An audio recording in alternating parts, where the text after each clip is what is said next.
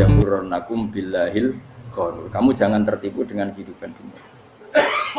Makanya saya itu orang yang paling fanatik sujud. Soalnya kalau suwun jenengan sing sujud.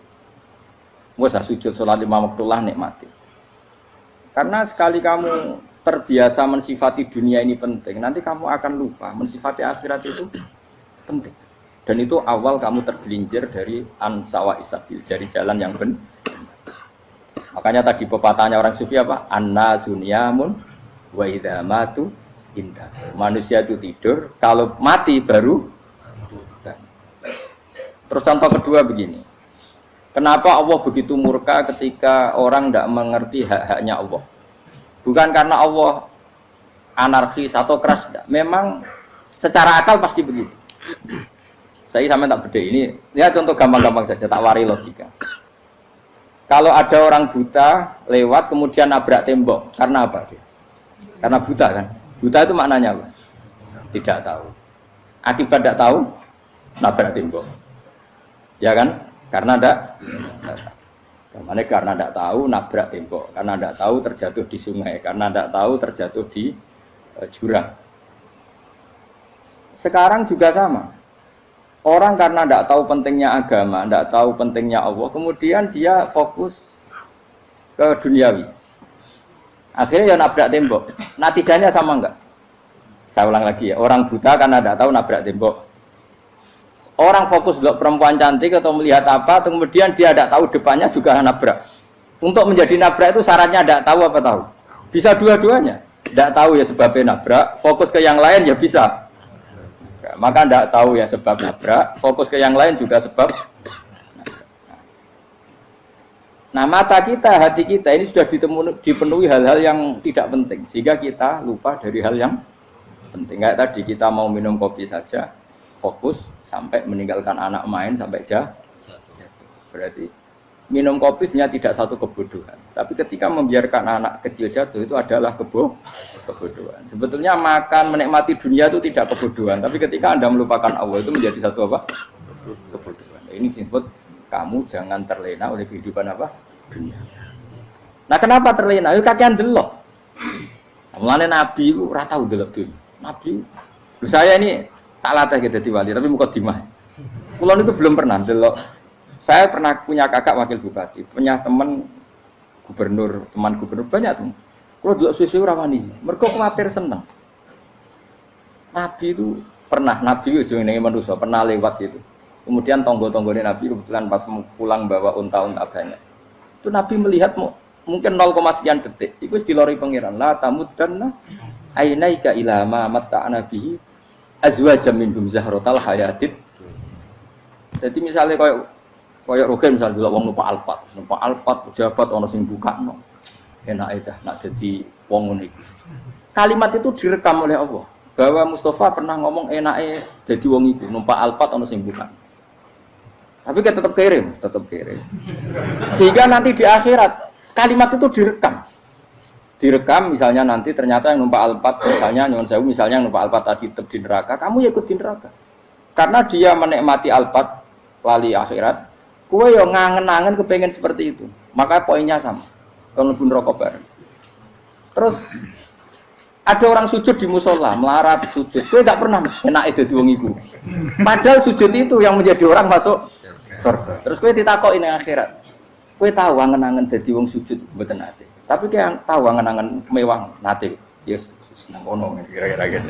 Lha iku latara undal pas kue roh ilmu yakin pas wae mlebu neraka. Iki mulane tak ajari dini kiat-kiat supaya kira mlebu.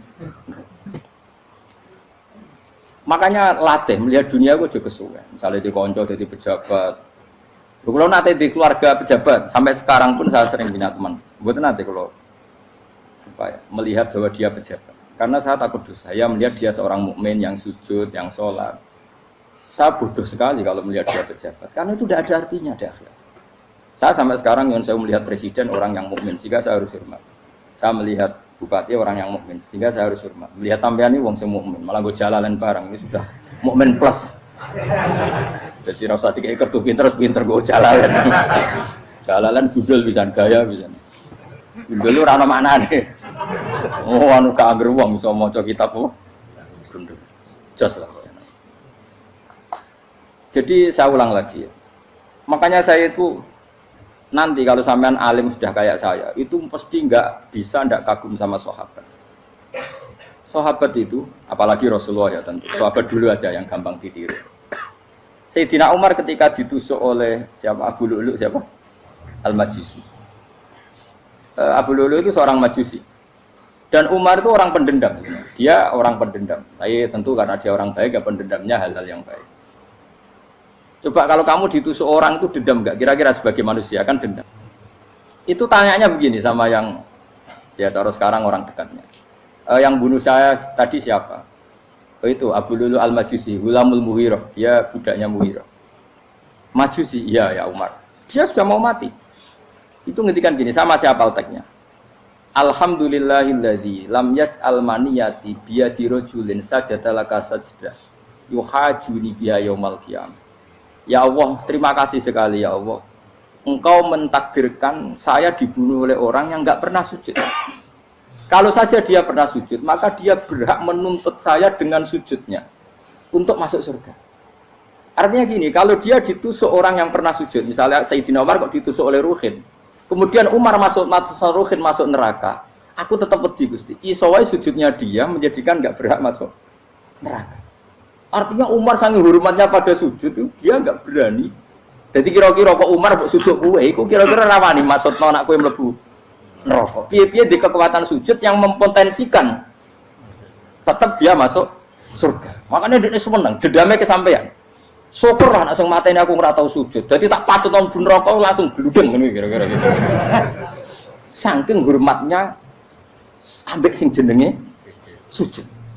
Tapi kita sekarang enggak. Rawong ning musala sujud, ya jeneng wong nganggur. Otak kita ini sudah PKI lah kamu.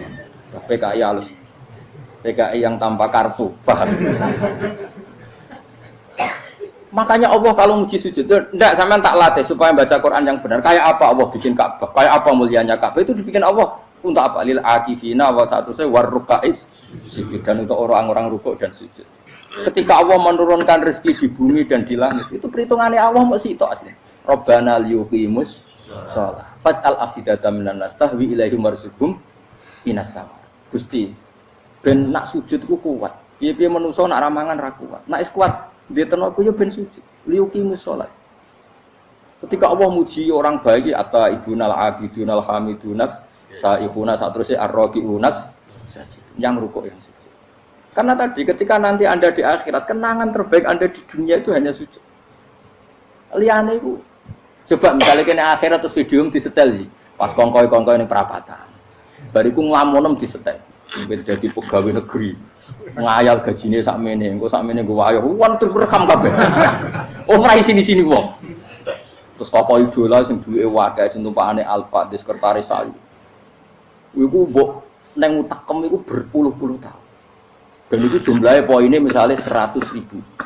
Bareng idol anu Kanjeng Nabi mau 10%, cuma gayanya mau maca sholawat, tapi sebetulnya agak tahu bayangno ini miskinan Mbak Amit nih miskinan. Gayanya mau maca sholawat tapi teke ora tahu kepengen melarat koyo. Itu direkam. Makanya dari Habib-habib sing alim-alim niku almar'u ma'aman ahabba hada targhib wa tarhib. Kita ini kan sering dimotivasi mubaligh. Mubaligh itu kan saya naik dewe nak ngomong. Harus pokoknya seneng Nabi swarga. Dari Habib-habib sing alim nak ngritik, masalahnya dewe mu almar'u ma'aman ahabba. Wong dibarno wong sing diseneng. Apa kamu bisa menjamin seneng Nabi saudure seneng wong-wong itu? Jangan-jangan kita lebih berkeinginan seperti orang tertentu yang kaya raya, yang terkenal, yang hebat. Meskipun kowe lesane muni seneng Kanjeng Nabi. Jangan-jangan status cinta kita terbukti ke orang itu. Iya toh, misalnya gambarnya pasang neng kamar, wah, partai, uang, kuasa. Terus, kue nyumbang masjid nyuwun sewu mau 50.000, tapi bareng nyumbang untuk kemenangan orang itu 10 juta. Nyebut uang itu satu hari 100 kali, nyebut Nabi pendak sholat. Warung dihitung, dipoling mbek malaikat, disurvei buat dipoling orang pokoknya. Dengan cara begini, status senangnya orang ini ke siapa? Ya, ono pengajian sholawatan nyumbang 50.000, nanggo pemenangan juta. Diundang hayya ala sholah mlaku ngenteni komat. Tapi nak diundang acara kampanye teko ngarep sedurunge 2 jam. Baru sekian di polling, terus kadar cintamu ke siapa coba? Dari sekian indikator misal cara polling. Jangan-jangan diputuskan lebih senang ke itu. Ya sudah almarhum aman. Apa? Makanya kata orang-orang alim almarhum apa? Orang itu terserang disenangi. Masalahnya kita tidak ada jaminan lebih senang Nabi. Ya orang ada jaminan ya saya aman misalnya. Hitung dewi-dewi, rasa menang terus kok wedi dosa, wis kadung dosa iku wis kadung. Makanya Sufyan Ats-Tsauri itu dadi wali ku mangsa mergo ibadah akeh mboten. Sufyan Ats-Tsauri gurunya Imam Syafi'i. Dadi wali ku sederhana. Sama tak ceritane orang-orang jadi wali dengan cara yang sederhana. Tapi kan niru copy paste ya, artinya ora apa ya, KW lah. Kalau niru enggak apa-apa, tapi KW kebaikan.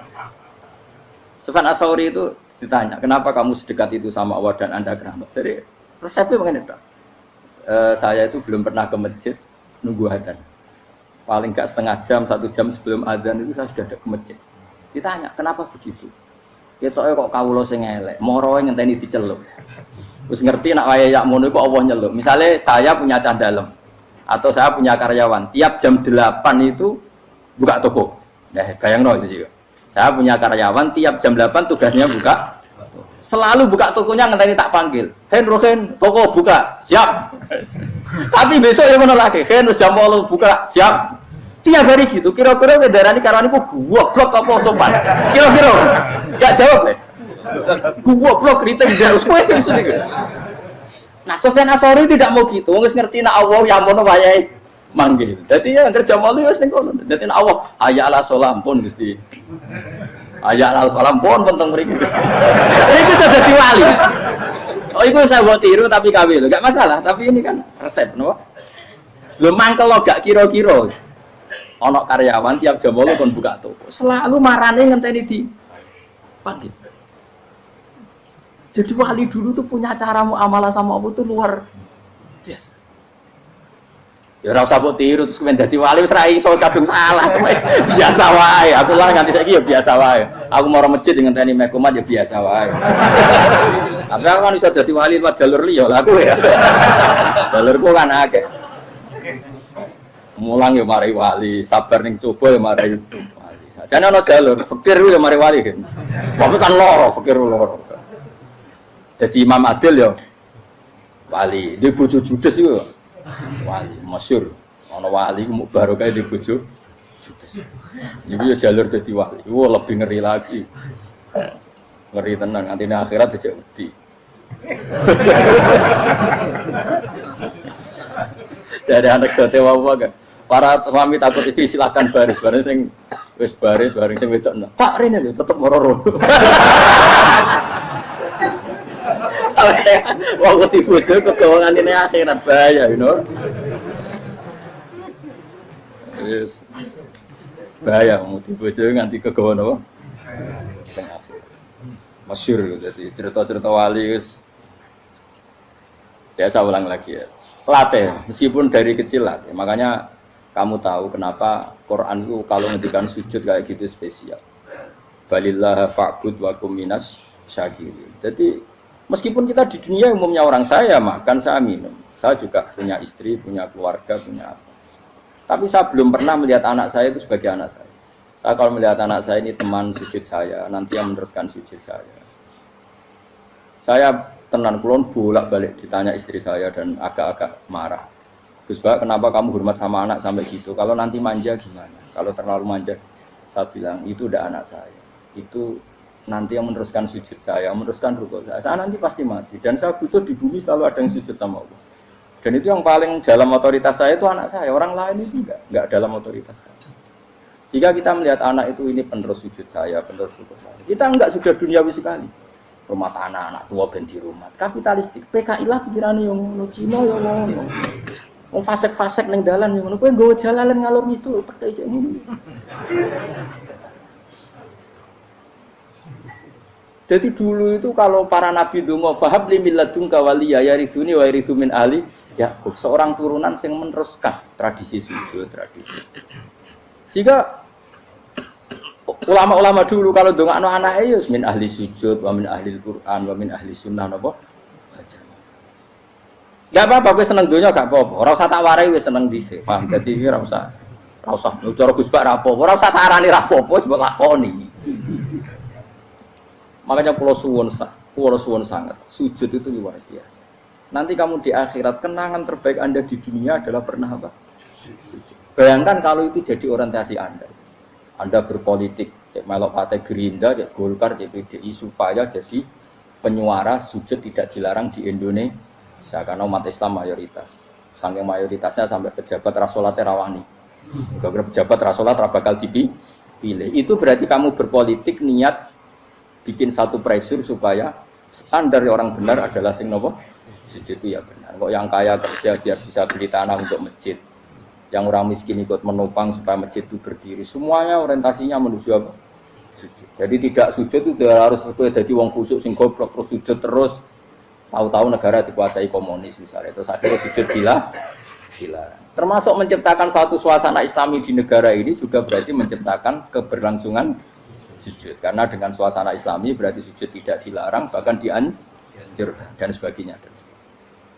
Ini penting saya katakan karena kalau tidak diingatkan ruwet. Nabi itu pernah punya anak dalam. Anak dalam itu setelah mau boyong terus santri itu ditanya, kamu minta apa sama saya? Ya Rasulullah kasih waktu 1-2 hari mau saya pikir. Karena yang menanyakan orang yang sayyidul awalin wal akhirin setelah sekian 2 hari, minta apa kamu? Jaluannya gak tanggung-tanggung. As'aluka murafaqataka fil jannah. Saya minta jadi temanmu di surga. Oh Nabi kaget tuh. Kok kalian diwarai wong? Mboten nanti sing marahi. Kok nang diwarai wong ndak ada ya. Terus. Kenapa kamu minta itu? Kata tadi, kalau saya minta dunia itu nanti zailah. Dunia itu pasti hilang, faniyah pasti hilang. Maka yang abadi adalah saya jadi temanmu di surga. Tapi apa kata Rasulullah jawab? Fa'inni ala nafsika bikasrotis sujud. Ya sudah kamu bantu saya, kamu memperbanyak sujud. Kayak apa? Nabi pun mintanya fa'inni ala nafsika bikasrotis sujud. Saya bantu untuk menolong diri kamu memperbanyak apa? Sujud. Makanya di pertama surat turun itu ada wasjud. Kamu bersujud dan kemudian mendekatlah kepada Allah. Tapi sekarang enggak. Karena kita kena hijab duniawi, mitra penting, semuanya penting dan semuanya penting itu makna di hati kamu adalah khadun. Bahkan ngidolakno kiai perkara khadun nafsu, kowe nak dadi kiai gede. Wah, teko ditolak Al-Badru. Wale napu widato MC ne muni Saiful Fadilah wal Karomah, mbah sauni-unine MC. Bare kudu disangoni dihormat. Tekan muji ulama wae dari segi dun. Ya, bare iso wayo akeh macam-macam. Utek nek selek, tekan muji ulama wis dari segi. Makanya saya ini termasuk ulama, kalau kan saya ngebis biasa. Kalau jarang kerso di panggungnya, seneng dulu. Supaya semua ulama udah dipandang secara apa? Dunia. Saya sampai sekarang ngedus anak kulo biasa. Teng pasar gitu biasa, kulo marung teng pasar mangan gitu biasa. Nak seneng kulo ben atas nama wong alim karena apa? Kalau kita terlalu menikmati dunia, lama-lama orang seneng ulama juga dari sisi dunia. Keren dadi kiai teko disualami dicucupi munggah. Ya enggak apa-apa itu enggak dosa tapi takut saya utek elek-elek ini ngidolakno perkara duniawi, show-nya itu lho, Pak. Jadi ngene tak pikir teko ngaji bar wis warmu paham karmu ora karep. Mulan ngarep ra ngaji karmu. Mesti rugi kowe ya, aku tenang ae aku. Ben orang itu latihan ikhlas, napa? Latihan. Kalau kadang gitu protes be tiang-tiang. Gus, jenengan sekali-kali nak tidak tak derekno kok umum. Aku itu tidak mengharamkan itu, menaik kalau dereng tua. Dereng haji malah turun, topa menaik. Jalan era roh, dereng kiai malah nyala lubang. Rukin tahu tak menderek nang kota, akan sepeda motor kan terno ning gone Malibur. Dalane ora roh malah yo neraka. Lha kan jalan akhirat ora roh donya ora roh. Lah tak kowe wong ijo urip. Jalan dunia ora roh, jalan akhirat ora mbok roh iku apa. Repot. Jadi kenapa saya enggak mau, bukannya menolak. Saya senang kalau kiai-kiai terhormat, senang sekali. Saya senang kalau ada ulama dihormati karena supaya jadi tradisi ulama itu terhormat. Tapi jangan semua ulama mau dihormati. Nanti lama-lama jadi siklus. tekan mencintai kiai saja karena fasilitas. Kowe seneng dadi imam masjid akbar, masjid Istiqlal, imam besar. Seneng mergo kenal presiden, datang dikawal. Seneng dadi sugih, wah keren salat ngarepe Ka'bah, teko dikawal askar. Ya kalau seneng karena itu kan berarti menjadi dunia. Itu sirinya kenapa Rasulullah ketika ba'da Fathi Mekah sudah menguasai Mekah, sudah naklukkan Mekah Madinah. Nabi itu satu hari terbiasa mau sarapan saja kadang nggak ada yang dimakan. Tanya ya Aisyah, apa saya bisa sarapan? Enggak ya Rasulullah. Ya sudah saya tak puasa. Supaya tetap terkontrol bahwa umatnya mencintai beliau bukan karena kebesaran. Itu Rasul. Itu setelah periode Mekah loh, jangan kira itu periode Medina. Apa? Itu periode apa? Medina loh. Periode yang setelah Nabi punya segala. Tapi Nabi tetap seperti itu. Kenangannya Aisyah sebagai istrinya apa coba? Dia cantik sekali. Aku tahu jajal turu ngarepin Nabi terlentang. Ya Nabi tetap sholat. Nah beliau sujud sikilku tak ingkretno. Nah beliau ngadeg tak lonjoro meneh. Jadi Aisyah wa ana muqtaridotun bene adi turu terlentang. Jadi cara ya sudah terlentang. Mau Nabi nak sholat suwi dia tetap sholat. Tapi di bojo ayu orang ngerasa sholat. Bojo elek ora sholat. Bojo elek amen junub menawa. Sekali ora kena go contoh kasus itu wong kasus. Kowe di bojo ayu prawan turu karepku sik sholat ora bos misale lho. Pemene wong jegoten wae tambah over. Mustafa lho kula ora nyek jegoten liyane ora parah situ. Mergo nang nyek wong akeh dosa, nang nyek wong sitok ora. Misale dosa wis tak hitung mau ke sore. Aku nyek dosa sitok, mulang ganjarane 10, cek susuk piro? Cek surplus orang dagang cek. Cek badi. Iku ana adene ra ikhlas. Ora ra ikhlas aku yo ra ikhlas ilmuku, malah lara. Malah ngerokok ping 13 sebenarnya. Makanya ini dipikir ya, saya ulang lagi, harus dipikir secara matang-matang bahwa kita tidak boleh terlena oleh kehidupan dunia. Menjadi bodoh kan Anda minum teh, kemudian anak Anda jatuh di pinggir Anda. Paham ya? Nah, sekarang menyangkut mukjizat. Ini masih tentang ayat ini, nanti sampean tahu logikanya. Tak bedain, tidak jawab satu-satu aja. Karena iman sarannya harus tahu. Fa'lam itu tahu. Fa'lam annahu la ilaha. Ketika sekarang telur, saya memberitahu misalnya, telur ini udah dipitik, cara kowe mungkin tor. Ayo jawab satu-satu. Mungkin kan? Tapi pertanyaannya, saat telur menjadi pitik kemudian mungkin, dan ayam ini bisa terbang, bisa selingkuh, bisa punya anak turun, itu menjadi mungkin itu kan kamu pun tidak ikut menciptakan. Ikut nggak kamu menciptakan telur menjadi ayam? Tidak kan? Kan di luar kudrah kamu, di luar kemampuan kamu. Tapi kamu bilang itu mungkin. Ada onta yang buting, yang sudah hamil sudah. Kamu bilang nanti onta ini mau punya anak dan anaknya nanti bisa jalan seperti induknya. Kamu katakan apa? Mungkin. Tapi saat Anda katakan mungkin, Anda ikut menciptakan enggak? Enggak kan? Tetap itu kudrahnya Allah. Tetap itu. Maka para nabi itu tidak tahu bedanya antara onta yang keluar dari indukannya dan keluar dari batu. Itu syaratnya jadi nabi, syaratnya jadi wali. Nah, saya kira ono nabi. Makanya Nabi Soleh ditakoki, bukti nak kudrah pangeran ubi. Lah kamu minta apa kata Nabi Soleh? Silahkan ada unta keluar dari batu itu. Nabi Soleh bisa. Ya tenan terus unta keluar dari batu. Terus kaumnya gawok. Wah kok hebat tenan unta metu kok batu. Jare Nabi Soleh, ya padha karo unta lahir kok indukane. Bedane apa? Ya beda. Lah bedane apa? Metu kok watu kok ya ora melok gawe. Metu kok indukane ya kowe ora melok gawe. Bedane apa?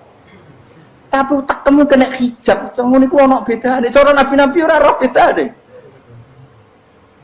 Lah kula termasuk warasatul anbiya ya ora roh bedane cara. Waras utek kula niku waras.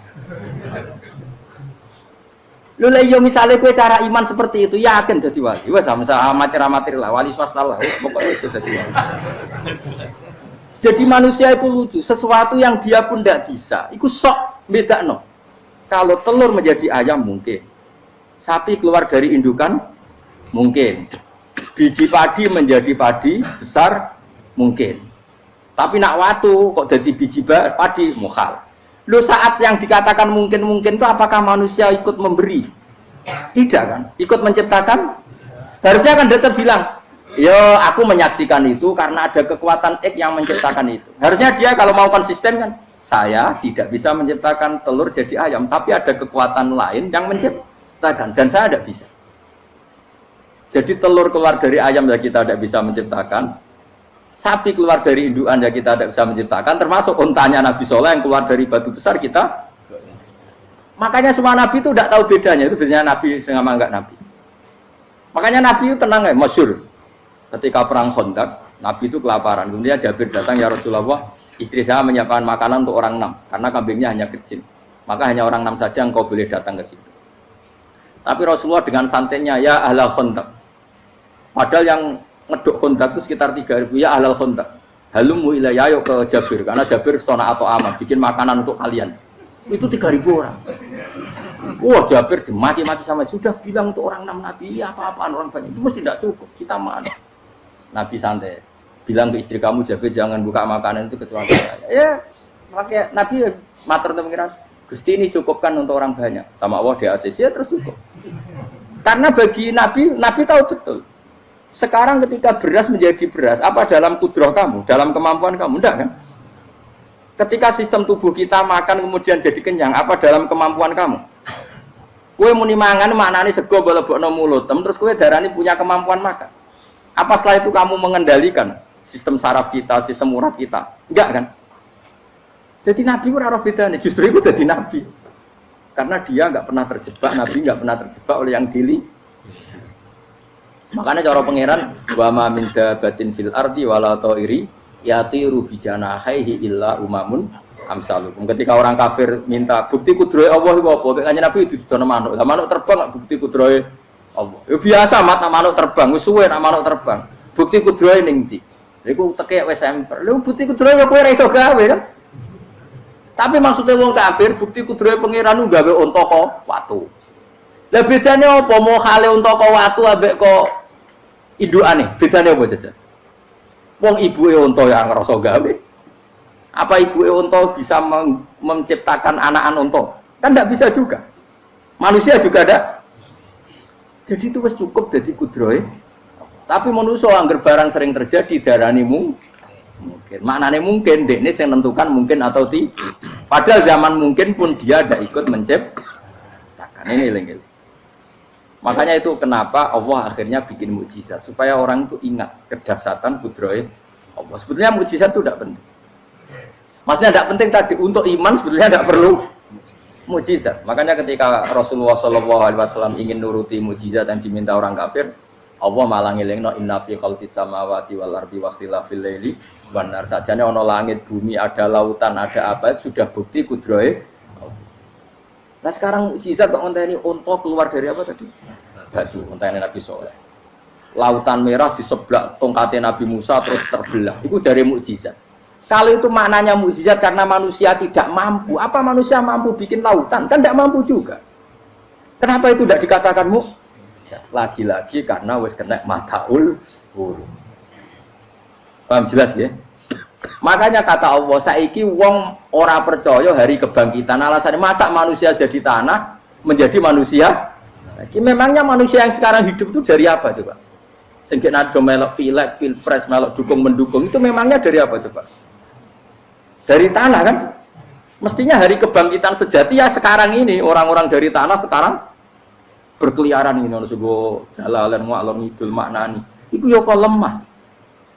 Kemudian setelah jadi tanah mati orang engkar. Wah ini nggak mungkin jadi manusia lagi. Padahal zaman sekarang jadi manusia itu karena kudrohnya manusia apa karena Allah? Karena Allah. Dan manusia sekarang dari tanah apa enggak? Dari tanah. Harusnya ya berpikir seperti itu. Kalau kudrohnya Allah bisa menjadikan manusia sebanyak ini dari tanah, tentu Allah tetap mampu nanti setelah jadi tanah menjadi manusia. Itu malah kula nu wedi urip nggih wedi tenan. Karena tadi dari hidup menjadi tidak tahu. Annasun wa idza matu tahu. Kita semua hanya tidur, setelah mati baru karena baru tersadar. Makanya analogi itu penting, kias itu penting. Ya saya beri contoh berkali-kali saya menyontohkan. Sampean tak warai hujah ulama. Nanti pasti sampean taslim itu pasti nyerah. Kalau kamu disebut jeleknya oleh orang lain, kamu mangkel enggak? mangkel kan. Itu Imam Ghazali gini, kamu tak kasih resep supaya kalau ada orang mengingatkan kejelekan kamu itu tidak mangkel.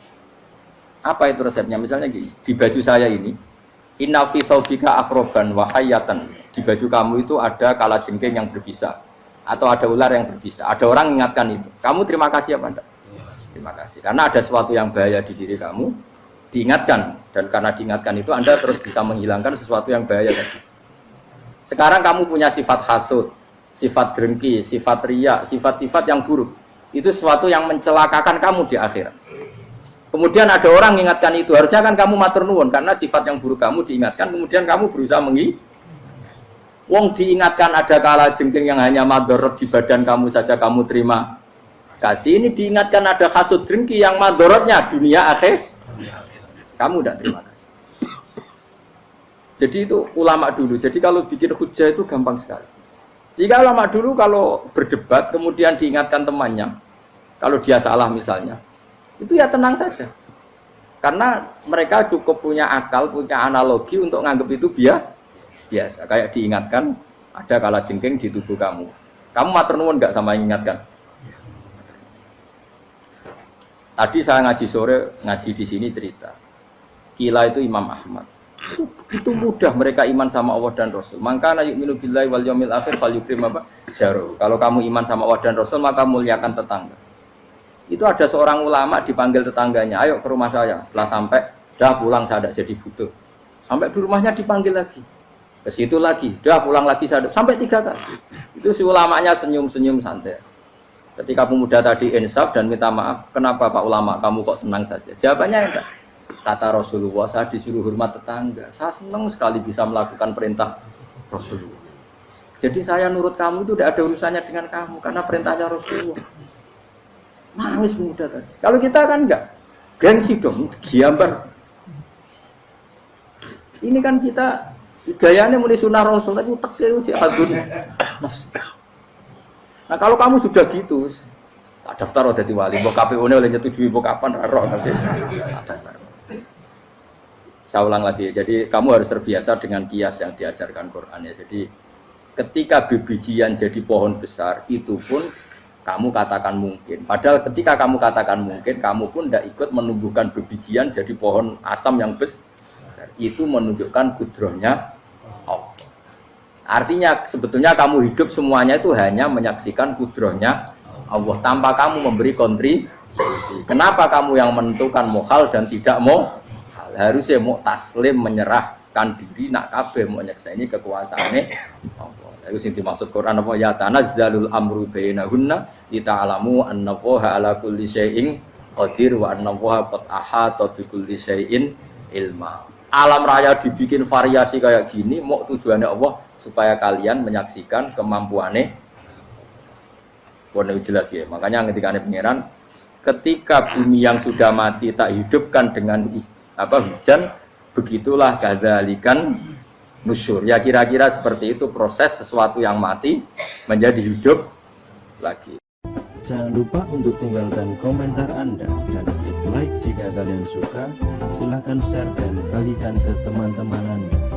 Untuk berlangganan kami silahkan klik subscribe channel Ngaji Kiai. Wassalamualaikum warahmatullahi wabarakatuh.